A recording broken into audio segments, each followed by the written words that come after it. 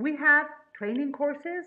We have humanologists training all around the world, both in Spanish and English. Also in face-to-face training courses. There's going to be a new training course face-to-face here in Switzerland soon. If you want more information on how to become a humanologist, send me a message. I'd be more than happy to get back to you and give you all the details. And if you want to know where I'm going to be speaking, if I'm going to be joining any of the events I participate in all around the world, if I am one of the guest speakers in any of the congresses, conferences, and events I participate in, send me a message. I can include you. I can add your email address to my mailing list, and you will be receiving my monthly newsletter with all the details. Check my website too, www.jessicajlockhart.com. Humanology is the discipline that explains human beings and helps them take control over their lives. What are you waiting for? Discover humanology. And now we're going to move on and we're going to announce our dear section, Answering You, where you get to ask me questions that I get to answer from the point of view of humanology. So, what question will we answer today in Answering You?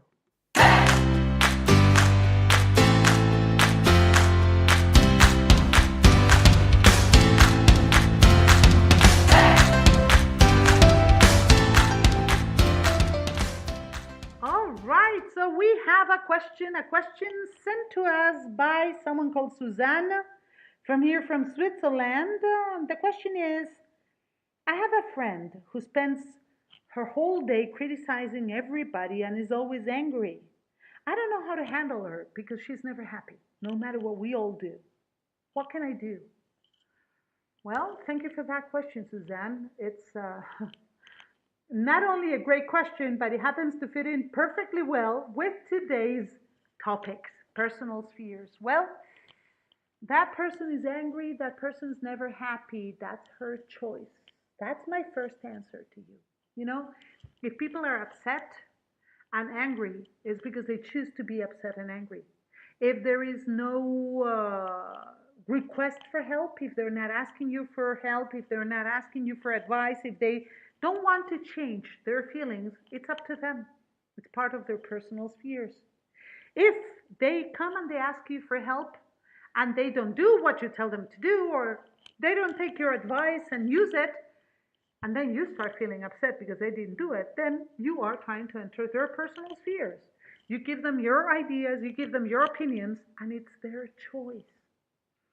If their being angry makes you upset, whose personal sphere are you in, Suzanne? If their being angry makes you upset and you don't know how to deal with them because they're cranky and they're really angry all the time, ask yourself, what is this making me feel? Why am I feeling like this? What belief do I have that makes me feel so upset? Is your belief maybe that you should help everyone else be happy? Is your belief maybe that you don't want any negative vibes from anyone else? Do you perhaps believe that other people are going to make you upset when they are upset because it's contagious?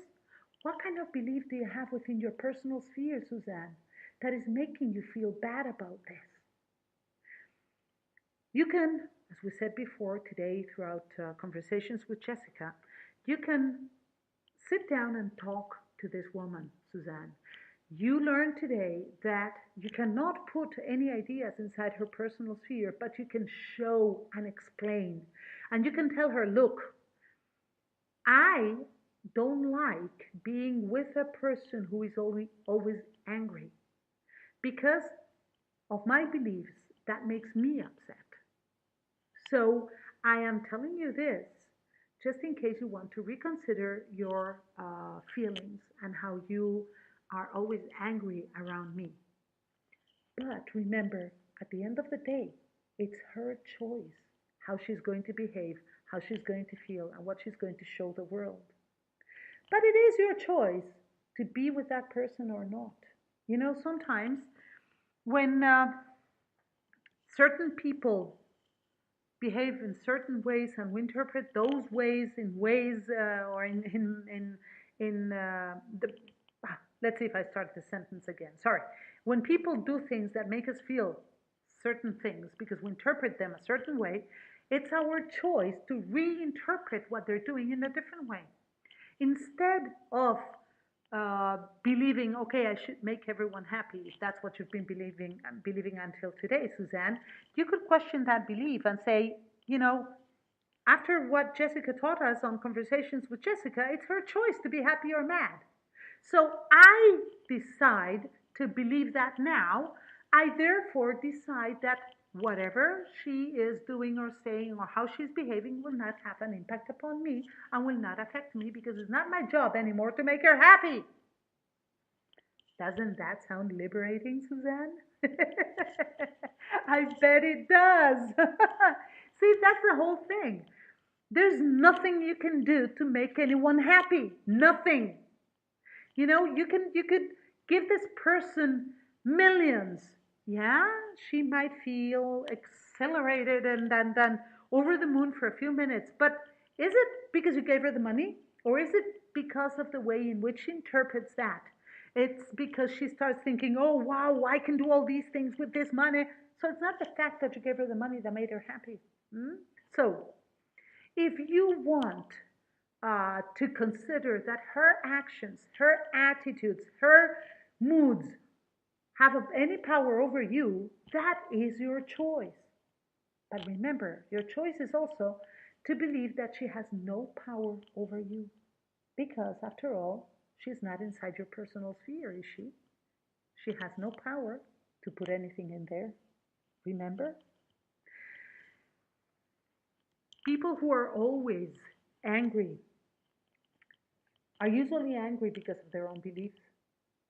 Sometimes sitting down to chat with them and discovering what it is that is causing that anger, what beliefs led them to feeling like that, can help them identify the root cause of their anger. Once you identify the belief that leads you to interpreting reality that way, you can change it. So, if this friend of yours is always angry, maybe because she has the belief that, I don't know, there are many beliefs that could lead to that reaction. But let's say, for example, that she has a belief, happy people are dishonest and fake. There's people who believe that. So she cannot be happy in public because people are going to find her dishonest and fake. So what does she do? And this is something subconscious. Remember, beliefs are subconscious too, huh? So she's not aware that she's doing this. But when you sit down and you talk to her and you start digging into this, she suddenly realizes, yeah, well, happy people are fake and they're not trustworthy. Ta-da! Alas, here is the belief. And then you can tell her, you believe that. When you believe that, of course, you're not going to behave in a happy way around anyone. Is that what you want? You could question your belief. Are you sure the happy people are all fake and are not trustworthy? Oh, well, maybe not everyone, she might say. Well, then, let yourself be happy and enjoy life. You might be one of those exceptions. You might be one of those happy people who are trustworthy and not fake at all. It's just a silly example, but Suzanne, you can sit down with this human being and explain everything you're learning about humanology to her. She might discover the root cause for her anger. But it's her choice. Remember, it's within her personal sphere. I hope I somehow answered your question in a way that helps you. It's your choice to take this advice and put it inside your personal sphere. I am here just to show and tell. That is my job. I'm here to share all these ideas, all these tips, all this information with you so you can decide whether you want to make it yours or not. This was answering you. Please send me your questions so I can answer them in future episodes of Conversations with Jessica. Thank you, Suzanne.